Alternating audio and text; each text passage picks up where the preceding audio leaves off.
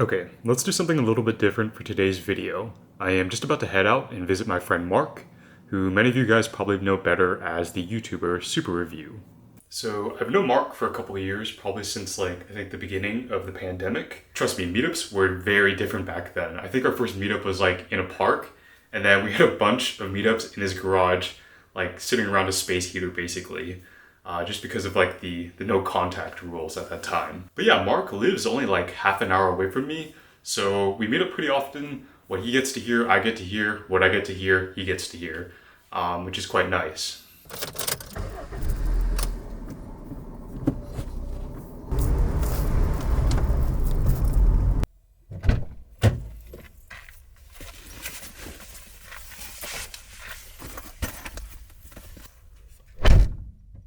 It's always fun seeing other reviewers' collections and their setups, and I remember seeing Mark's for the first time and being pretty floored.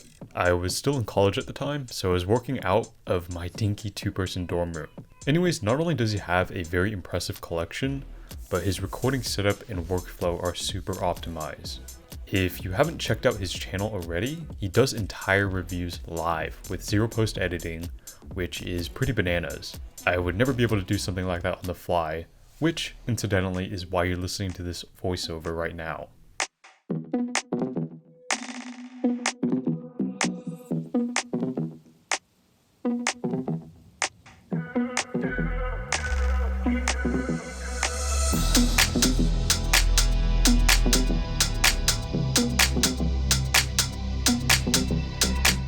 Okay, let me quickly explain my listening methodology when doing first impressions. It depends on how much I like what I'm hearing, but I'll usually listen to most IMs for about 10 minutes. I like jumping between tracks I know well at specific time points, and this is just to get a feel for the frequency response and to see if there are any narrow peaks or dips. I think it surprises people how quickly I develop impressions, but you can get even faster at this if you're A/Bing with a reference point IM. In fact, for a bucket impression of this is trashed, mid, or good, it really only takes me a couple of minutes. It's distinguishing whether something is very good or exceptional that takes longer, and I like to think of this as a bell curve distribution.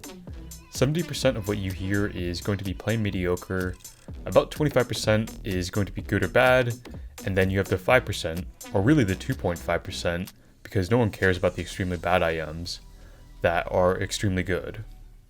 Okay, and talking about the SA6 Mark II, this is kind of interesting. I don't know if I am completely sold on it.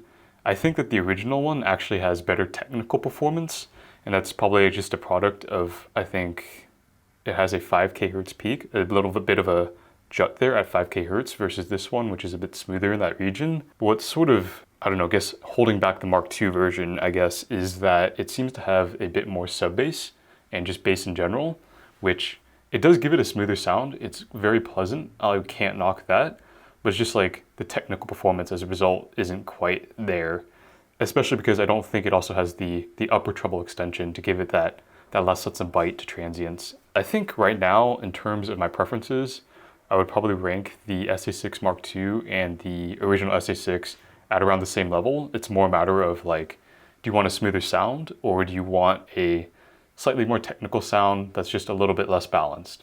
And then my favorite one would still be the SA6 Ultra, which is sort of that happy medium with the smoothened upper mids and a little bit extra treble extension between the three of them.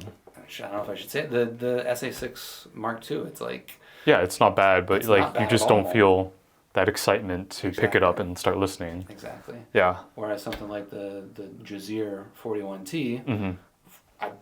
I still couldn't even really give you the explanation why, but that's just one I kept reaching for and putting in my ears. And Yeah, and I think sometimes I do feel compelled to grab IMs that don't sound as good as maybe my best IMs, but that I enjoy listening to them just because they're fantastic value or something of that nature, right? Or they just offer something a tiny bit different, even if they're not technically the best. Right.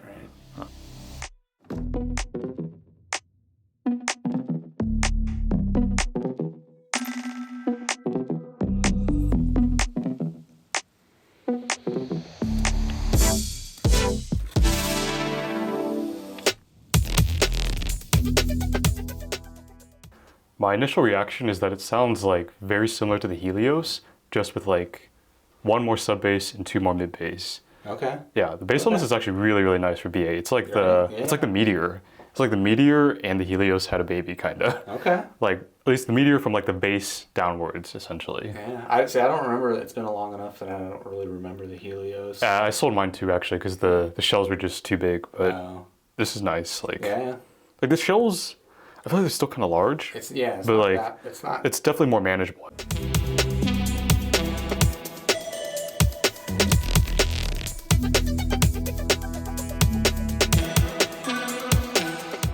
Okay, I am not 100% sure what these are, but they're kind of interesting. First impression is that they are quite pleasant. If I had to put a number on it, I'd say they're probably cost around like $150 to $200 in terms of their technical performance.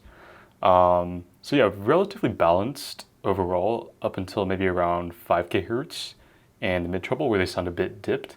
And that's, in my eyes, to my ears at least, sort of what is making them a little softer and slower sounding and impacting their technical performance.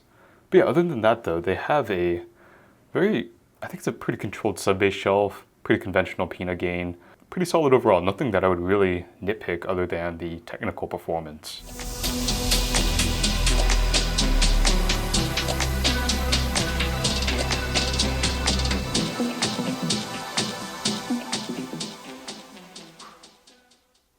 So I am not sure if I'm a big fan of these. My initial impression, at least, is that they sound quite plasticky.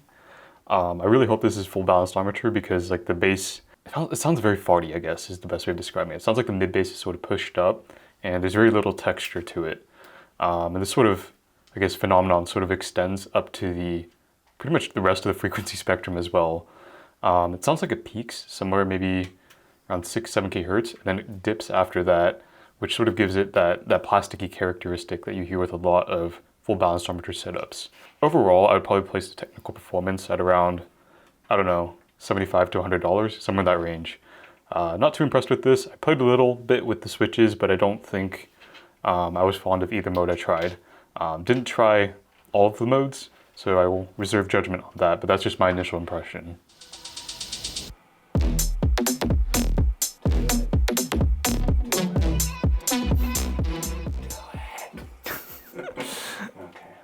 Yeah, this might not be the camera for you. It's not magic. But I had my Supernova on loan for a while. I just got it back last weekend. Love has been rekindled. Okay, yeah, I see. Supernova is... That's fair, that's fair. Very solid choice. Yeah. I'm gonna give this a listen again. Yeah, that's one you try that almost every time. I do try it every time. And it's just like, because I see it as being like a benchmark, I think, at like the $700 price point. Yeah. So like, and I don't own my own, right? So every time I come over, I just reprime my ears to it. Yeah. That way I can, you know, recalibrate. Yeah. I mean, it's still a pretty impressive set given the price, $700, which obviously is not cheap, but yeah, it competes with a lot of stuff that's more expensive. And it came out in 2019, something like that. Has it been that long? I think it was in 2019.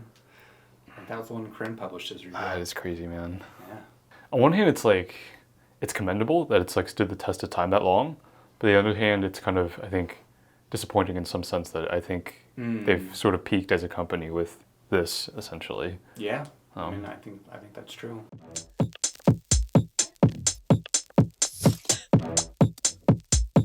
Okay, something else that I've always been like curious about is like, because I just put you on the spot, right? And you had a very, very good answer, I feel like, to this.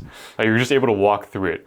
Like, how much has doing these reviews, because you do your reviews live without any like editing, you have to get it right the first time, essentially. Sure.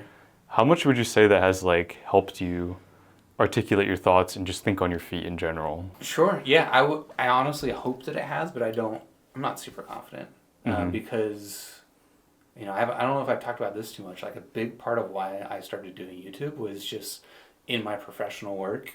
You know, I found myself in meetings where I'm just generally a pretty quiet person. Same. See, that's why I'm trying to do this stuff now. Yeah. So like, I just kind of like, that's my natural. My natural mode is just to be quiet. And I was like, in professional situations, like, okay, I need to get better at articulating myself on the spot. And so I started doing the YouTube stuff. And that wasn't necessarily why I started doing the live stream. I did the live stream stuff because I didn't want to edit. Out of convenience, okay. Yeah. But I do think that it's helped me definitely. Like, especially if I go back and watch a live stream I did 2 years ago when I started doing this. I'm like, okay, I feel like I actually have gotten better at this. Okay, so I saved this part for last just because I assume if you made it this far in this video, you're probably a little bit more interested in the direction that this channel is headed. And I really think that Mark nailed it on the head. The sort of content that I am interested in covering going forward is going to be, one, it's sort of aimed at trying to make me step out of my comfort zone. I really want to do that. I want to get more interesting content for you guys. But then two, and don't get me wrong, I'm still very interested in the gear itself and listening to new stuff.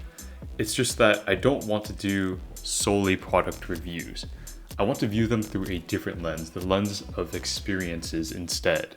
I think that is what is going to make me most happy for one, but two, I also think it's going to be much more interesting going forward. Anyways, if you guys made it this far, thanks so much for watching. Be sure to drop a like, and I will see you guys in the next video. And subscribe if you haven't already.